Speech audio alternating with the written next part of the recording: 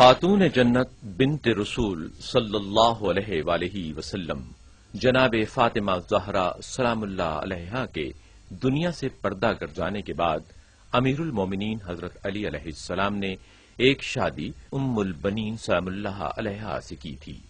ام البنین سلام اللہ علیہا کے بطن سے 4 بیٹے عباس علمدار، جعفر، عبداللہ اور عثمان پیدا ہوئے اور ایک بیٹی رقیہ کبریٰ پیدا ہوئیں، جن کا مزار اقدس لاہور میں مزارات بی بی پاک دامنہ کے نام سے مشہور ہے۔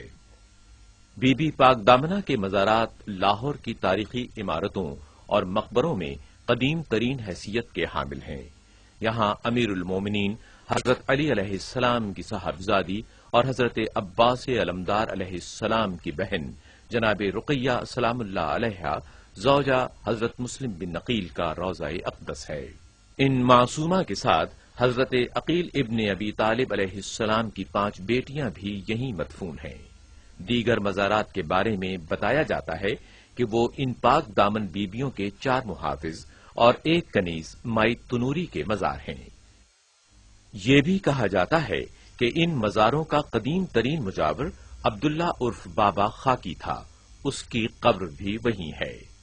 باقی قبروں کا اضافہ بعد میں بسبب عقیدت عوام ہوتا گیا اور نوبت یہاں تک پہنچی کہ یہ جگہ قبرستان بی بی صاحب کہلانے لگی۔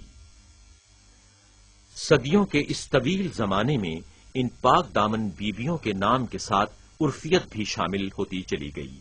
یہ نام ان کے یہاں لاہور میں معتقد مسلمانوں نے رکھے اور حضرت رقیہ کو بی بی حاج کہا جانے لگا اور حضرت عقیل کی بیٹیوں کے نام حضرت بی بی تاج، حضرت بی بی حور، حضرت بی بی نور اور حضرت بی بی گوہر اور حضرت بی بی شہباز مشہور ہو گئے، حالانکہ ان کے اصلی نام جو کتابوں میں درج ہیں وہ ام ہانی، ام لقمان، اسما، رملہ اور زینب ہیں۔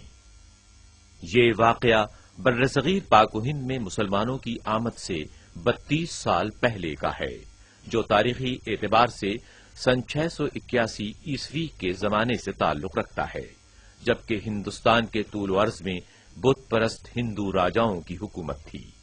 سندھ کے راستے سے مسلمانوں کی آمد سن 712 عیسوی میں شروع ہوئی۔ یہ وہ زمانہ تھا جب محمد بن قاسم نے سندھ کو فتح کیا اور اس مفتوحہ علاقے کو عرب سلطنت میں شامل کیا تھا۔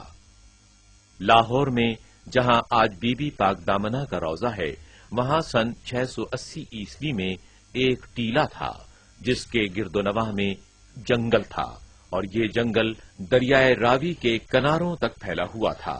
اسی جنگل کے قریب لاہور کی قدیم ترین آبادی تھی جو اس وقت ایک چھوٹی سی بستی کی صورت میں تھی، اور اسی بستی پر ایک ہندو راجا حکومت کرتا تھا جس کا نام برمانتری یا مہابرن تھا۔ اس کے بیٹے راجکمار کا نام کنور بکرما ساہے تھا۔ یہ راجا اور اس کی تمام رعایا بت پرست تھی۔ بستی میں مندر تھے جہاں بتوں اور مورتیوں کی پوجا اسی طرح ہوتی تھی جیسی کہ آج کل بھی ہندوؤں کے مندروں میں ہوتی ہے۔ پوجا کرانے والے برہمن تھے اور حکمران راجپوت کھتری تھے۔ شودر سب سے نچلی ذات تھی۔ اونچی ذات والے شودروں کو اچھوت سمجھتے تھے، انہیں مندروں میں جانے کی اجازت بھی نہیں تھی۔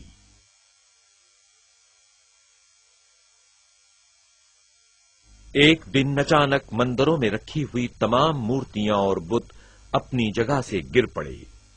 حالانکہ یہ بت پتھر کے بنے ہوئے چبوتروں پر مدتوں سے نصب چلے آ رہے تھے اور ان کو ہلانے یا خود ان میں متحرک ہو جانے کا کوئی امکان نہیں تھا۔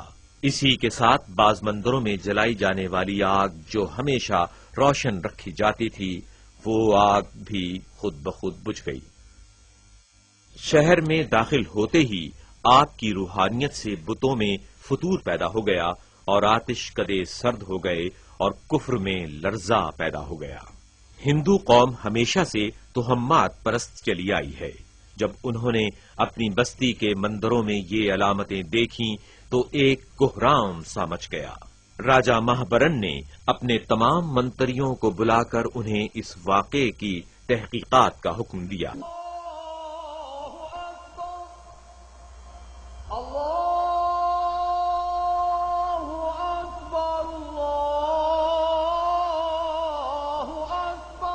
راجا نے اپنے بیٹے راجکمار کنور وکرماساہے کو بھیجا اور حکم دیا کہ پردیسیوں کو گرفتار کر کے دربار میں پیش کرے۔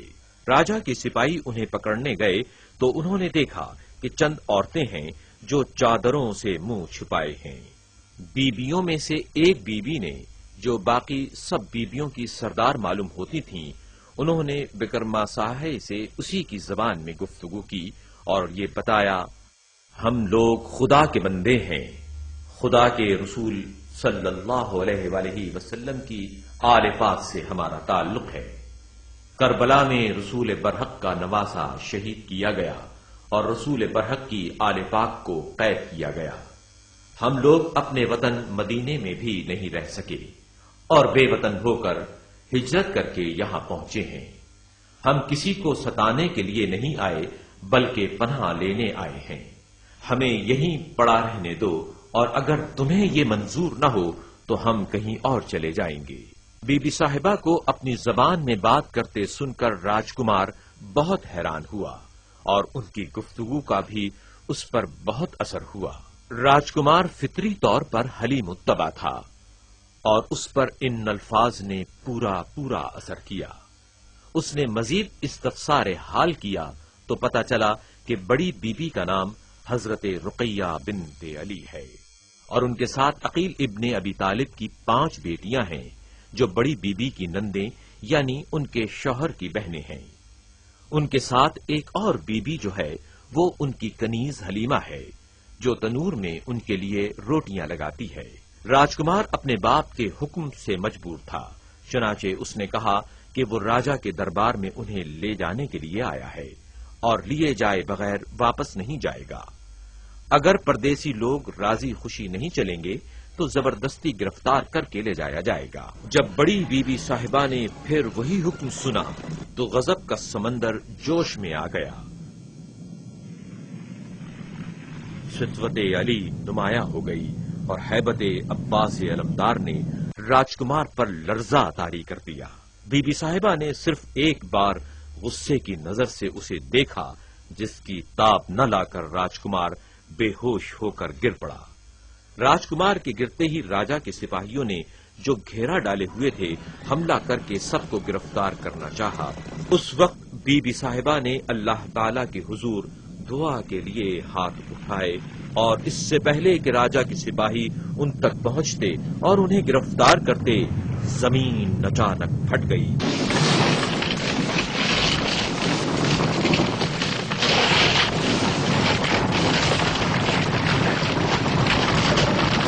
اور وہ پاک دامن بیویاں اور ان کے محافظ خدام سب زمین میں سما گئے۔ وہ زمین میں سما گئیں مگر ان کی چادروں کے کونے باہر رہ گئے۔ یہ دیکھ کر راجا کے آدمی حیران ہو گئے اور خوفزدہ ہو کر پیچھے ہٹ گئے اور راجکمار جو بے ہوش تھا اسے ہوش میں لائے۔ راجکمار نے یہ کرامات دیکھیں تو اس نے اپنے باپ کے پاس واپس جانے کی بجائے